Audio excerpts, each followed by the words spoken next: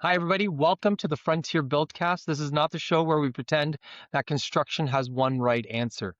This is the show where we talk through our opinions, our experiences, our arguments, our product picks, our pet peeves, and the stuff we see in the real world. Some of it will be smart, some of it will be controversial, but all of it will be honest. So if you're wanting polished facts, this ain't that. If you want real conversations about building, renovating, designing, permits, products, and the chaos in between, then you're in the right place. This is the Frontier Buildcast. So let's get going. Today, I want to introduce you to Karen Rocha. She is here and giving graciously of her time. So I thank you, Karen. Thanks for having me, Chris. Karen, why don't we talk first about what you do with Frontier, and then we can go into kind of today's podcast. What don't I do at Frontier? Isn't that the truth? Generally speaking, I really spend a lot of time finessing the client experience from the first conversation to the final brush stroke, everything that happens in between. Spend a lot of time up front with the team planning projects. Okay. So, what do you find is the most complicated thing about planning a project? Well, I'm not going to call it complicated. I'm going to tell you that I think the most time consuming part of planning a project really comes in around the design phase. I spend a lot of time working on design, choosing materials, figuring out what's right, working closely with the customer on those sorts of decisions. Yeah, and I mean, you and I work very closely together, and we talk about this all day long. It's like it's the core focus of our life.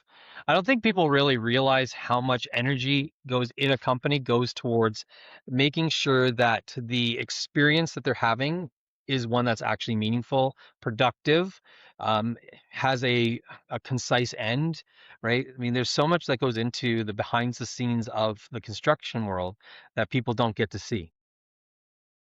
No, I agree with you, Chris, and I think like over the last year in particular, we've spent a lot of time trying different things and figuring out how to make the customer's experience fit for purpose and fit for project, right? So I think that's one of the things we're getting better at, and I think we're pretty close to having a solution. We do. I like most people will do a renovation and it'll take, I don't know whatever it takes. It takes three months for them to go through our kind of pre-construction process, and another 6 months of renovation, sometimes on the larger projects, maybe a year if it's a really big project, 3 months if it's a smaller project. I don't think they realize just how many hours are spent behind the scenes managing that whole experience. Because Hmm. we both spend 40 plus hours a week solely focused on this portion of construction. Like everything we do is around this. It's And the most stuff that happens before construction happens. Mhm. And most Yeah. people just they do one renovation, right? And they need to, I mean, in my mind, they need to feel confident in the people that are, helping them through the process. And you know, uh, if we feel like we still are trying to figure it out, can you imagine just how every other Chuck in a truck, Stan in a van, Abdul with a tool, they manage the whole process? Yeah, I don't know that they are managing a process, and truthfully, we're the ones in the background kind of sorting through all this stuff so that when we present these things to our customers, they don't know the stresses that we've gone through, or the thought process that has gone into developing what we have in the end to present to them. Because what we don't want is for that stress to be passed on to our clients, right? Mhm. How many iterations of the selections process do you think we've gone through now Oh since my gosh, we've in gone in through just in just the past year, 2 dozen. at least? Yeah, like refinements. We haven't overhauled the whole thing, but refining it with every project, we're learning more and more. We're changing, um, which is the nice thing about working in like a company our size. It's not huge. It's also not tiny. We have a lot of smart people, and so making changes doesn't require working through a lot of red tape, a lot of bureaucracy. We can make those pivots pretty quickly.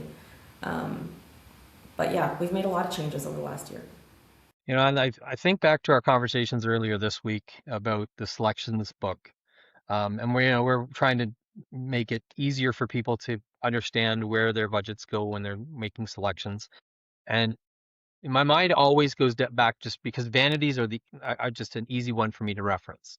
And we started talking that we work with a vanity company as one of our preferred suppliers, but in one vanity in a bathroom, it ends up being like this cascading effect of about 1,000 decisions in one different, and it doesn't in the moment feel like 1,000, but if I was to build the system to make it easy Mhm. for people to choose, it ends up being like a lot of decisions.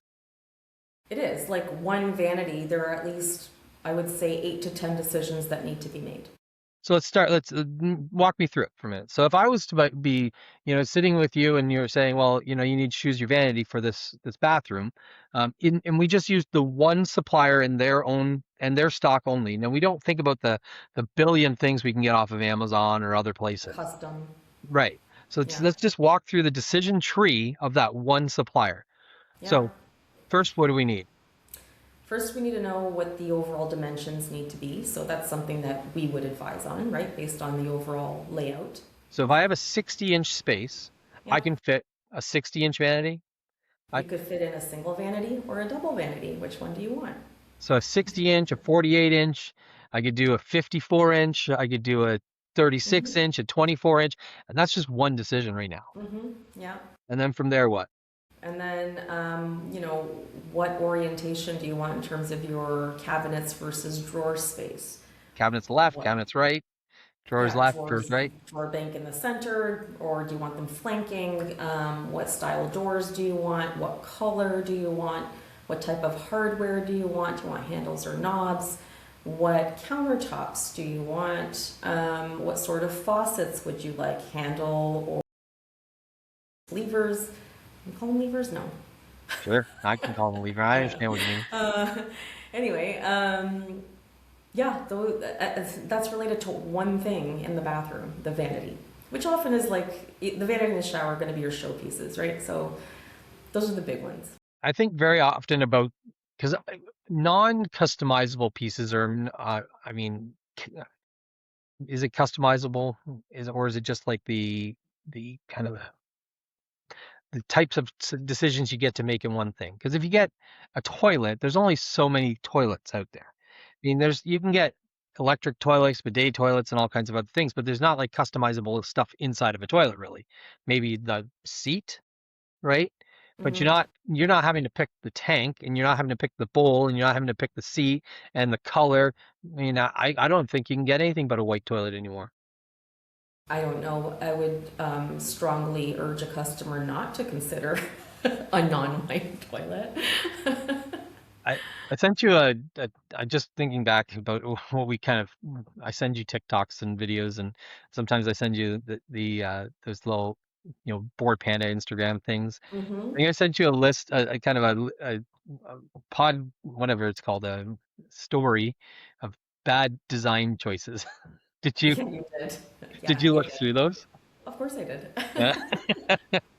I just think about some of the poor decisions that people make, and somebody helped them make that decision.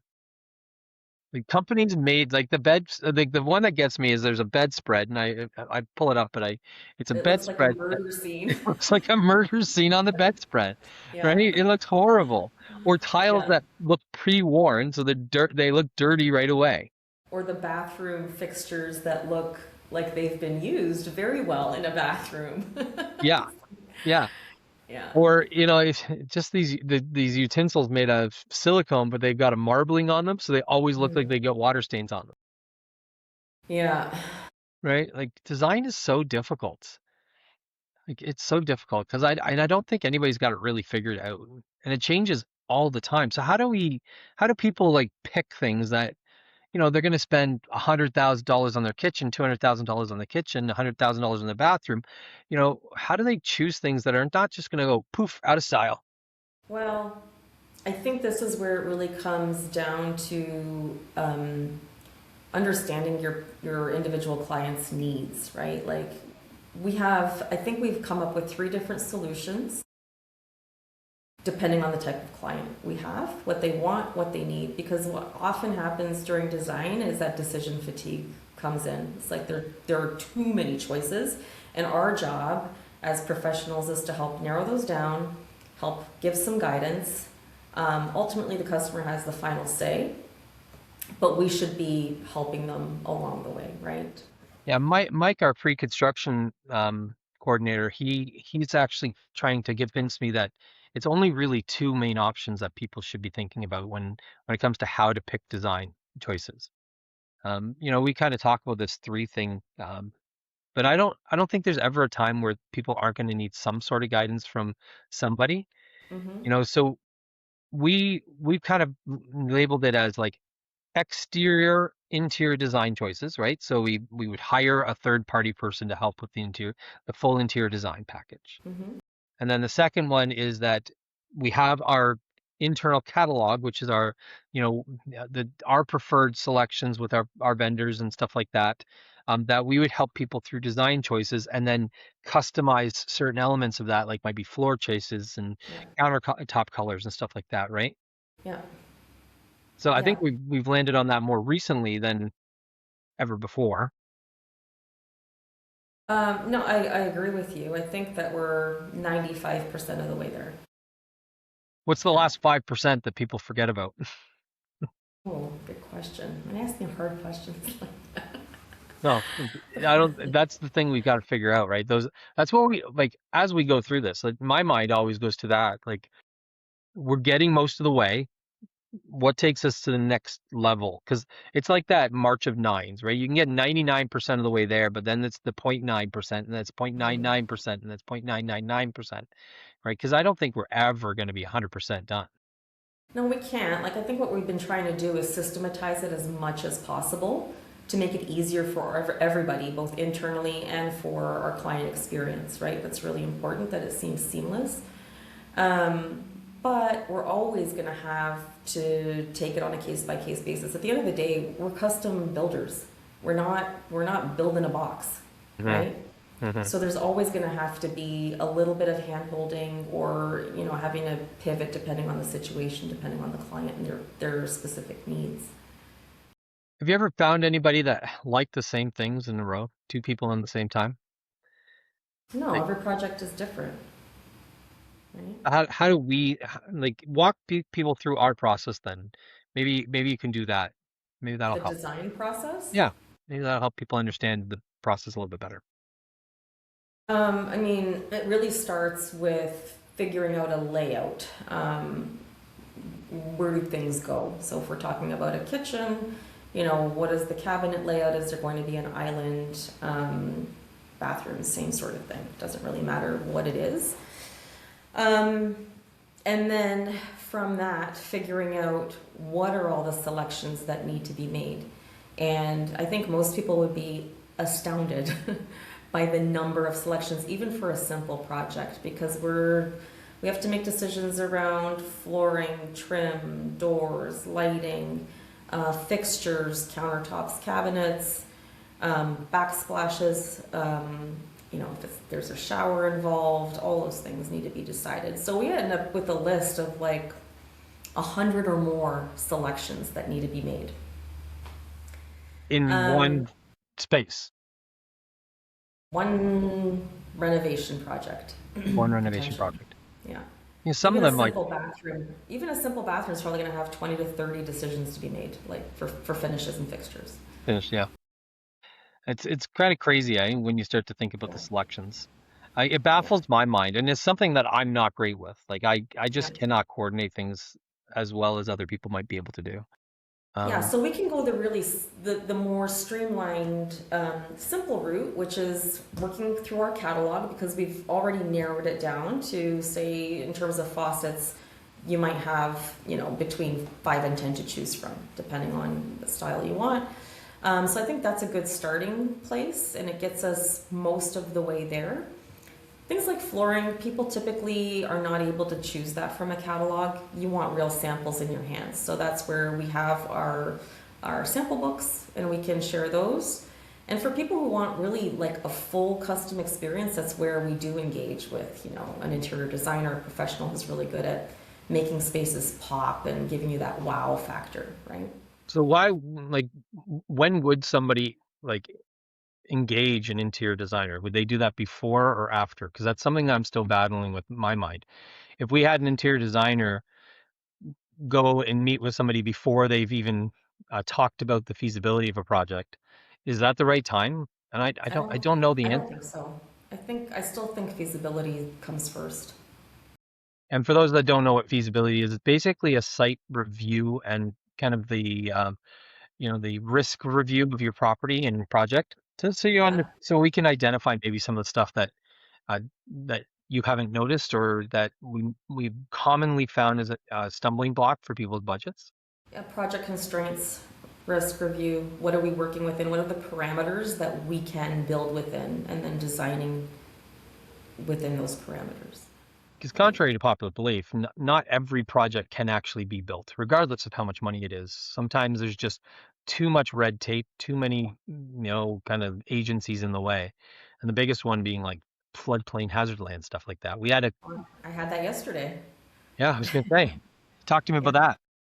Yeah, I had a realtor reach out to me, local realtor listing a property in Haldeman County, and wanted to promote it or market it as viable for building an accessory dwelling unit. So something that could either be used for multi-generational living, or for rental potential for, you know, if the buyer ended up being an investor, say, property investor.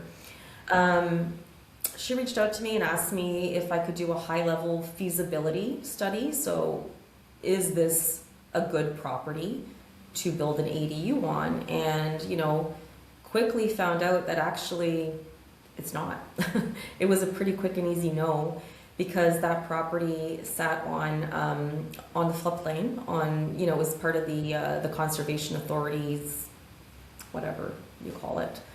Um, and the portion of land that they would be able to legally build on was not viable for an ADU, and the septic work that would be involved. So that's an easy no.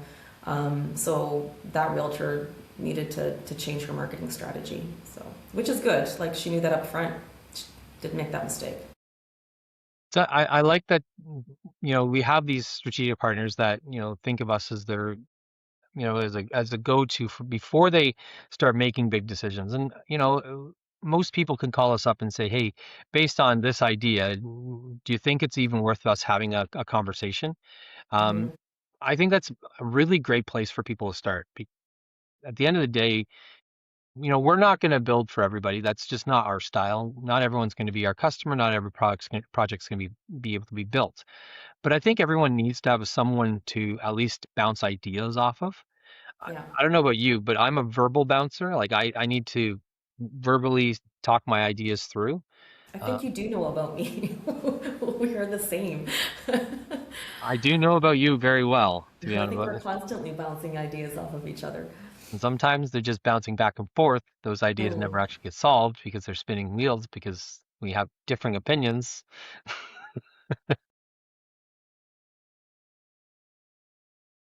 You say Yeah. nothing. I say Sometimes, nothing. sometimes silence is the best option. I say nothing.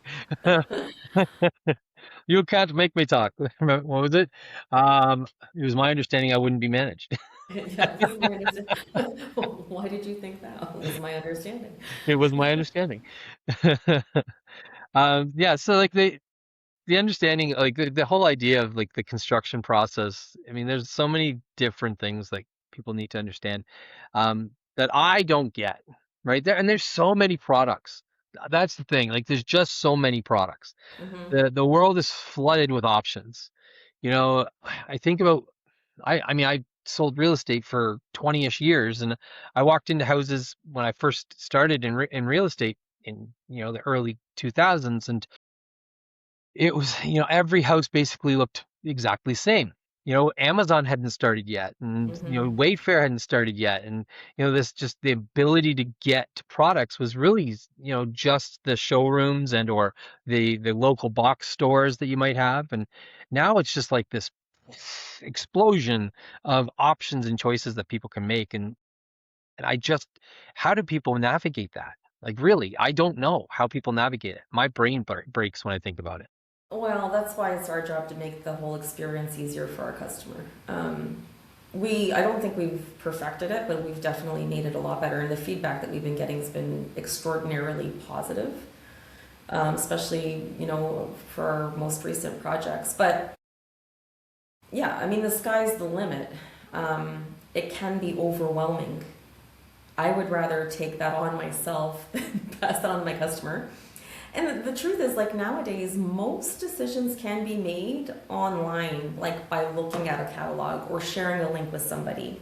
The decisions I think that people need to go to a showroom for are minimal. Flooring, maybe, if you don't want to pick off a sample, maybe going to the flooring store makes sense. Kitchens and bathroom fixtures, like really. I think everybody should do custom when it comes to kitchens. Like, I agree. Yeah, I don't want to sell box kitchens. That's not fun box for kitchens me. are like, they do have a purpose. Anybody who needs cabinetry can get a box kitchen, but the trade-offs in box kitchens are just not worth it to me. Because you got a wall that's 36 inch or 37 inches, and you can get a 34-inch box, and you got 3-inch weird gap now, or you have panel just to give you some gap. I'm going to walk that back just a little bit because I think it depends on the project. So if it's an ADU for rental, yeah, maybe that's what makes sense, you know? But for the vast majority of projects where you want to overhaul your entire kitchen, yeah, in my opinion, you need to go custom. I mean, that makes sense. I mean, I I guess I shouldn't be so quick to say nobody should ever do a box kitchen. Because I don't agree that nobody should. There's definitely a place for them, right? Yeah. There's definitely a place for them. But I think like for the vast majority of projects we've looked at, the trade-offs in from between custom kitchen and box kitchen, they're actually quite large.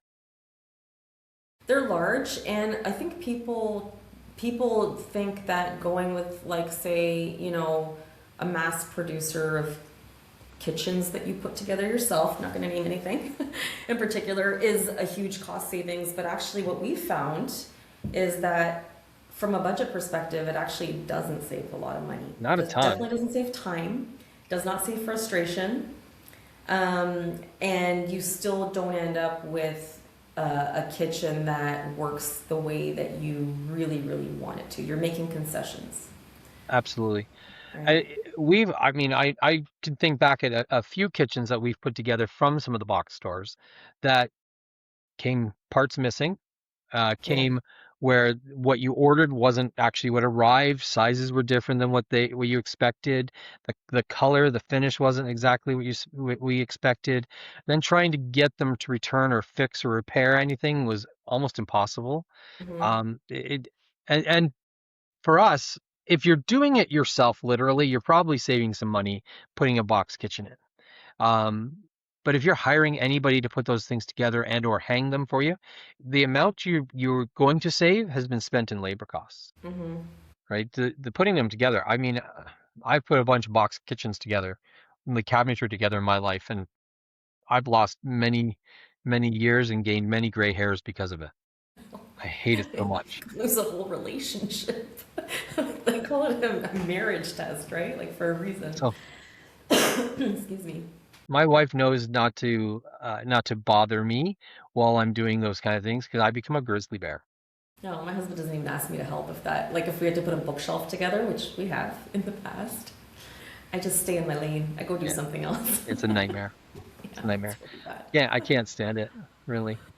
Yeah. So if you were to give some advice about, selections, if somebody was, eyeballing to do a renovation right now, what kind of advice would you give them? Um, it's worth the investment to work with a professional. It doesn't have to be a huge expense, but it's worth definitely time, money, energy to spend some time there helping, finding someone to help you make good decisions, somebody who understands what your needs are, so that you end up with a project that you're happy with and that makes sense for your family. Right. And would you like we use a bunch of different professionals when it comes to like the design, the material selections, interior design. I find that when somebody has a larger project, if it's a single room, it's not too difficult to coordinate for yourself. But since it Hmm. becomes a multi-room renovation, I strongly suggest people get whether they hire us and we use one of our interior designers, or if they find somebody else that they want to hire. I find coordinating multiple rooms more challenging than doing a one-off room. Well, because the thing is, you want it to look cohesive. Um, Sometimes what happens is, somebody will choose finishes for the different rooms, but none of it feels like it actually should be together. It feels disjointed, right? Which is really the beauty of an expert in interior design. Will help create an entire cohesive look where everything looks like it was done on purpose, selected on purpose, coordinates and feels good. Because sometimes, like if it doesn't feel that way, what it feels like is chaotic. Um, it doesn't make sense, right? I'm remembering a interior design choice. There was I don't know how familiar you are with Hamilton. I know you grew up there. Just on the mountain, there used to be a theater. I can't remember what the name of the road was now. It's an old movie theater On the mountain. on the Oh, tip on no, concession. concession. Maybe it's on concession. It was just an old movie theater. It had big bench seats, velour seats with tabletops where you can. And we had they showed a Jaws marathon there one time, and Hmm. Amber and I went there for dinner, or for the dinner and a movie. It did fish and chips and in the theater with the Jaws marathon. It was quite nice. It was fun. And anyway, all that to say, I went to the bathroom, and the bathrooms there they had black tile on the floor. The walls were Hmm. painted black, and the men's urinals were black. So so so it was actually quite difficult to see what was going on. Oh God. And that was a design. Somebody said, this is a good idea, right? Yeah. I I went to we just had a client, whether it was a client, I can't remember if it's a client or I'm remembering my past life. Go into a bathroom and it's carpeted in thick shag carpet. Oh God, I know. Gone, thank God, gone are the days of carpeted bathrooms. Who thought that was a good idea? It's crazy to me that somebody Yuck. thought that that was a good idea. I mean, So gross. my brother, my brother's got like I don't have any kids, but my brother and my sister have kids, and they're all boys. And I've been in the bathrooms after them. I could not imagine a shag carpet after some kids were in the bathroom. That is so gross. I'm When I glad was those days when are I was a back. kid, we used to take baths a lot, and we would splash and play and have a good time. Mm-hmm. And I could just imagine how much moisture went into those rugs. Yeah, imagine peeling back those floors, the mold that you'd find, the mildew. It's Oof. insane. One of the interesting trends that I've been seeing, and I don't know if you enjoy it, is the reinvigoration around wallpaper. I love a good wallpaper. I think it adds some real nice accent. I mean, I don't think a whole house should be wallpaper. No, I Uh, think an accent in a powder room is really nice. Yeah. Maybe in a library or a study. But yeah, it has to be selective. It has to be the right wallpaper. So It I have should. like my house here is like it's an old 1930s, 1920s built house. And we have kind of these low hanging chair rails. Like they're like if the chair rail was 3 feet off the ground, I'd be surprised, right? Mm. And then the baseboards are also like a foot high. So there's a 2 foot gap between the baseboards and the chair rail. And we've just put some um, wallpaper in that gap just to give it some flair. And then the upper is painted a kind of a light blue, if you will. Yeah. Can we just not bring back borders? Oh my God, borders. Wallpaper borders? One of the reasons I blur this room out actually is because this room was fully wallpapered. Every room in this house was wallpaper, by the way, like every room. And when I took the wallpaper off these walls, there it ripped off a lot of the bits of drywall, like the drywall paper behind it, because they didn't paint them first, and they Hmm. put drywall or the wallpaper tape right into the drywall. So this room I have to go back and skim the entire thing, and Yeah. What do the you think about amount of bringing back like sponge paint? sponge paint. Ah, I, I I did that in one of my houses. Oh God, When we first got married, I did that. that's cool. Yeah, with a That's garbage cool. bag or whatever it was.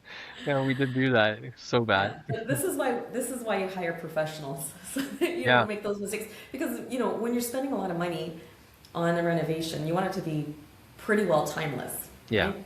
It's still yeah. going to look good 10, 15, 20 years from now. I would argue a bit with that because I also think people shouldn't only build for who's going to buy it later. That's not Like, what I'm saying. You want to still love it 15 years from now. So I think like the major anchor pieces need to be timeless. Paint is easy to change. All right, fine. You can kind of mess around with that if you want to. Accessories are easy to change. Fine, no problem. You can change wallpaper. But I like had your one out cabinets, in my house in Caledonia. We had one wall we painted 7 times because we hated the color every time. Every time it yeah, came out, and we were stupid when we were young, putting high gloss wallpaper or paint on the walls, and it just looked horrible, right? yeah, yeah, that will look bad. Yeah, but I've that's what I made think. like I know I'm not the guy that people should be talking to for the interior design choices. That's not my thing. Layout, I can do layout, Mm-hmm. but not choices, not design. That takes somebody with a special eye, somebody that knows what timeless means, right? Yeah, or who thinks they know what timeless means. The other thing is like when you're planning layout, here's one of the things that really kind of grinds my gears. When layouts don't make sense for day-to-day use. You know what somebody showed me the other day? I went to a consult, we were talking about layout. This is actually from personal experience. Okay. They want to redo the kitchen, and it was like an L-shaped cabinet, and there was going to be an island in the middle. And the sink was going to be under the window facing the backyard, and the dishwasher was planned to be in the island. And I listened, and then I was like, can I make a suggestion? Sure. I really think that dishwasher should be next to the sink.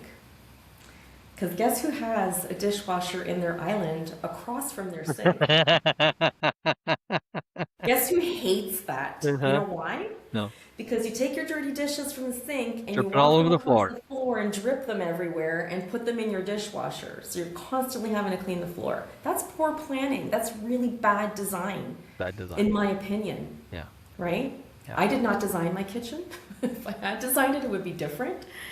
But that's what I'm living with now, right? So somebody like really understanding how a space is used is so important, right? And having somebody to maybe come with a critical eye and say, hey, this is really good, but maybe you should consider this type of change, or have you thought about how this might impact your day-to-day life, right?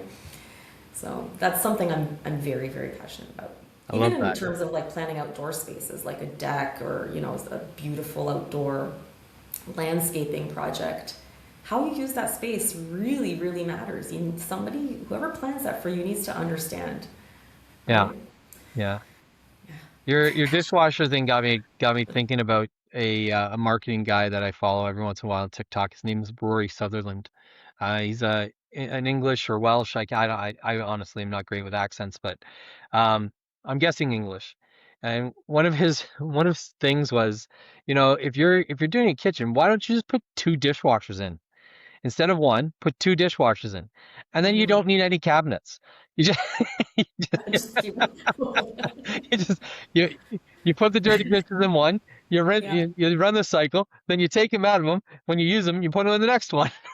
that's not a bad idea. Why not three dishwashers? Right. I mean, at some And my point, pots and pans can go in one too. yeah, at some Yeah, point, it can just be a room of dishwashers. Why not? Right? I mean, yeah, you're still only running one at a time, so you know.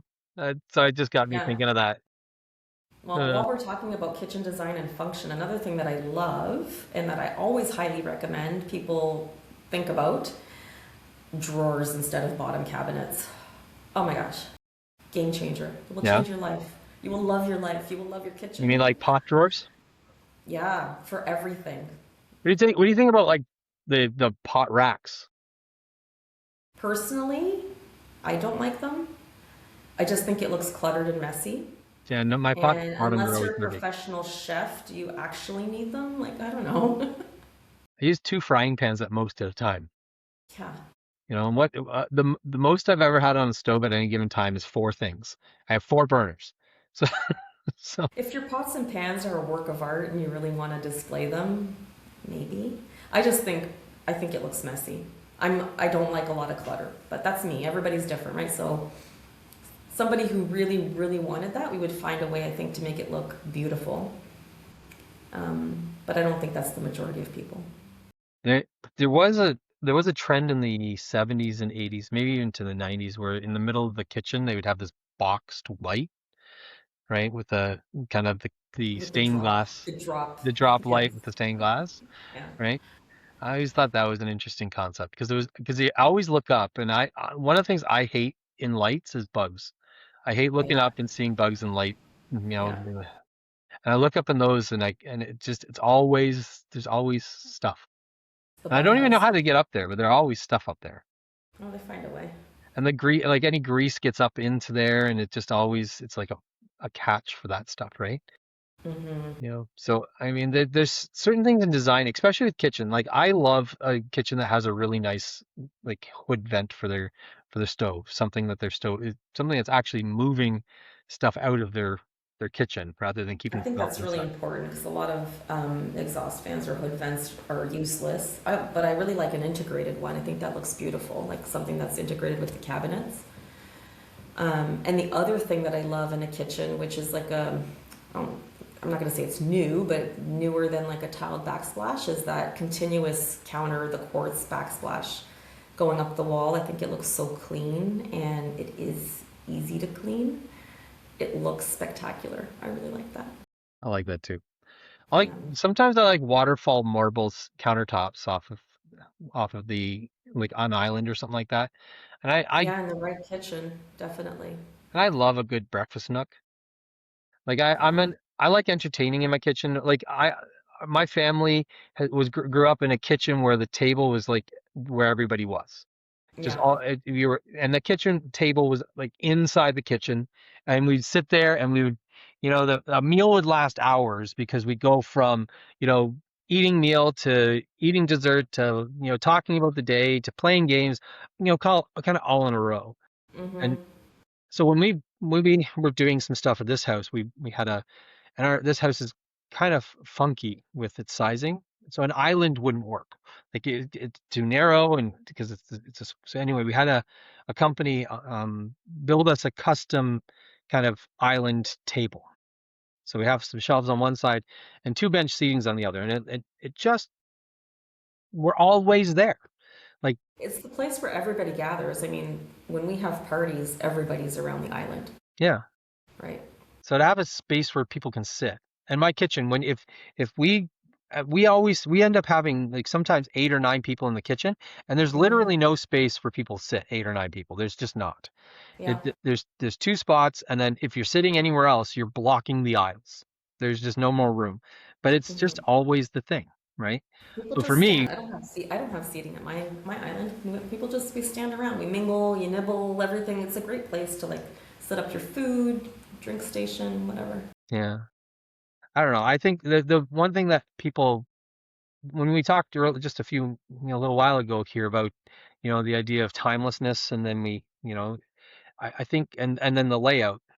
I think people really need to spend a bunch of time thinking hard about how they're going to use the space, Mm-hmm. right? As opposed to how the space is going to look. I think people get caught up on how it's going to look a little too much, my opinion, and not enough time is spent on how you're actually going to use it. You know, if you entertain in the kitchen and you have the ability to make the kitchen just a little bit wider so you can stand and open the fridge while somebody's standing behind you, right? Is that something you want to do? In my kitchen, you can't, Yeah. right? And everybody knows that from the fridge over to my dishwasher, it's just a little L shape. That's my fridge, my stove, my sink, and my dishwasher beside my sink, right? Nobody's allowed back there. That's me. Yeah. That's my space. But this is why it all goes back to our first conversations with our customers and finding out, like, really, we spend a lot of time. How do you use the space? What are your frustrations? How do you want to use the space? You know, what's not working? How does that impact your family? All of that, like, those questions need to be asked up front in order to solve the right problem. Otherwise, you're just guessing, right? The one thing I always worry about is people worrying about their budgets a little too carefully at the beginning, right? Mm-hmm. We I sit down at tables and we have conversations that like you're having, and people always want to know, well, how's that going to affect my budget? How is that going to affect my budget? And I go, I don't know yet. Really, I don't really know how it's going to affect your budget and your investment. Either plan to do the project to the best you can, Mm-hmm. or don't plan to do the project, because at the end of time, like, yeah, everybody, I have not met a person that has a blank check that can just, sign away everything and say, I'm going to do this for, I don't, doesn't matter, I'll close my eyes and point at whatever and that's what I'm going to get. I've never met anybody to do that.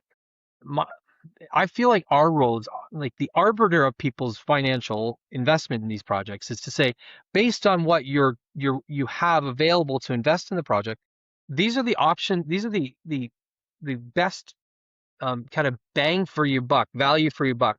And that comes down and starts with, what is it that you really need the space to do for you? Mm-hmm. Because everyone will spend their money on what the space will look like. Like a gold-plated toilet, for instance, Yeah. it exists, but it does the same thing as a porcelain toilet.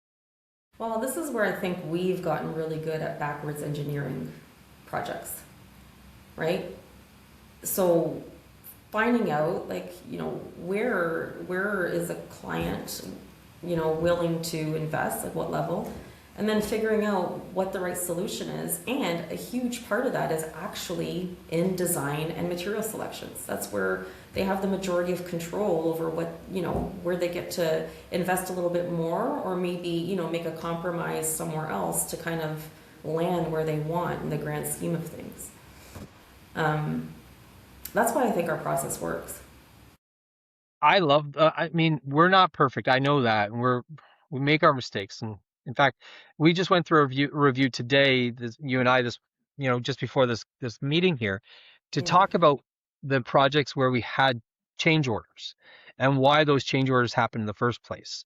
Um, and that's really, for me, I'm proud of us for being able to say, we're not perfect. Let's review what's going on and why did this happen? Because Mhm. because I have a goal that you get proposed a budget and investment range for a project, um, when we're done with the construction contract, at the end of the construction contract, my goal is to have a less than a 5% variance in that price. Mhm. And if we've done that, then I feel like we've earned a victory and a feather in our cap to say, that's, you did a good job. I don't I don't know that every company can say they have the foresight or the ability or the team that can help make those like the dissection of those projects to say what went well, what didn't go well, why didn't it go well, how can we be better, and the ability to continue to advance. I'm sure we're not the only ones. I mean, there are really good contracting companies out there. Um, However, I do hear a lot of the opposite. Just Yeah. talking to people. A lot of it is guesswork, and a lot of people that I talk to have had previous experiences where they blew the budget. They were 20% over, 25% over, 50% over. Like that. And to I, me, that like boggles my mind as a consumer. I don't know how I would handle that. I know that you had a conversation with somebody, um, not too long ago, who hired a contractor to put on, to do an accessory space for their family, only to find, and then to say, oh, you don't need permits, or yeah, we can get this done, only to find out that they do need permits, only to have spent most of their budget with this person, and now, saying, and that person now ghosted you, right? Yeah. This comes down to, I'm really not a believer in a handshake and a nod kind of agreement. No. This comes down to working with professionals, doing things the right way. I know that a lot of people are scared of the permitting process and what's involved, mostly because they don't know what's involved. It seems overwhelming and scary. But a good, solid contract and scope of work makes everything easier for both parties, both for us and for the customer. Because that customer has no recourse now. Where's he gonna go? What's he gonna do? How's he gonna get his money back? Yeah. It's gone. Yeah. It's his vanished. Right? And that man, actually, the sad thing is, he's retired. And I had a conversation with him yesterday. I talked to him again because I connected with him with someone to try and sort out some financing options. And he's actually thinking he has to go back to work. Oh my goodness. So can you imagine, like, how do you do that to somebody? It's criminal. It's criminal. Yeah. So, it's hard to end on such a bad note. Well, we should end on a good note. We should. Well, maybe the good note is that, there is hope, and, to hire a good contractor who has a good process and not just a fly by night, I think that speaks volumes. I would say yes. One of the most important things when doing any of these things is having a company that's willing to put their promises on paper, so that you have some recourse. For Frontier, for instance, we haven't had to change our phone number in 20 years. And in fact, we're celebrating our 20th year in business next spring. So we're in our 19th year of business right now, and we haven't had to change our phone number in any of those years, which I'm very proud of, by the way. But most contracting companies, I've heard of a lot of them where they just will start up, take some deposits, close it down, start a new business. And that's just not the way we operate. I don't think it's worth the risk financially to try to save some dollars going with somebody who you don't really know and you can't really Well, trust. not just that, but signing on the dotted line for a huge project where you don't have all the details sorted out is a big red flag. Plan it, find out what's possible, design it, permit it, and then buy it. I love that. I think that's a great place for us to end today. Is say that one more time. I said plan it. So find out what's possible, design it, permit it, and then buy it. I love that. Thank you, everybody, for taking the time to watch us today. If you have any questions, feel free to reach out to Karen, myself, Frontier. We're happy to be your liaison to the construction world. Karen, thank you so much for your time. It was really gracious of you to spend it with me today. Thanks, Chris. And all the best in the future for everyone's product needs, or construction needs anyway. See you later, everybody. Bye for now. Right.